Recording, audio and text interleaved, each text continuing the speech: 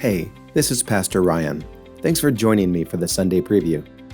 This week we're delving into an issue we find in Ecclesiastes 9. We find the issue of partiality. Wanted to take a closer look at the concept and why Solomon ends up reacting so strongly against it. Let's take a look at the passage. We're going to take a look at 3 sections here. In verses 13 through 15, Solomon looks at an example he's seen. Then he ends up almost contradicting his own example. Then he expands on the concept of wisdom as it relates to power and authority. So in verses 13 through 15, we see this example. It's of wisdom, and not just any example. It seemed great to him. He describes the situation. There's a little city and a great king. It's a little city because there were few men in it. It's an insignificant city.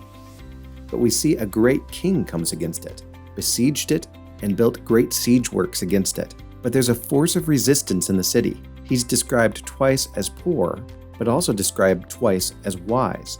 And in the ESV, it looks like he delivers the city. Something good came from his wisdom. But Solomon complains that no one remembered that poor man. He wasn't honored, even though he was successful. Because he wasn't rich, he wasn't remembered. Solomon concludes with a contrast to this situation. He points back at wisdom and compares wisdom and might. He's asking which is better. He concludes that wisdom is better than might, even if the poor man's wisdom is despised, and even if his words are not heard. He continues with the subject of wisdom and gives 2 comparisons.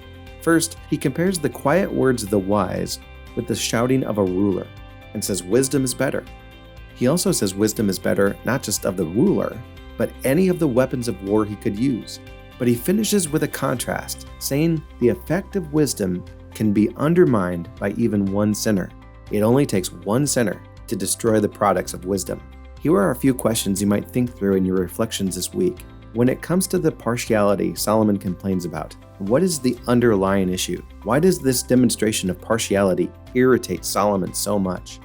If the wisdom of the poor man was successful, why does he end up opposing it?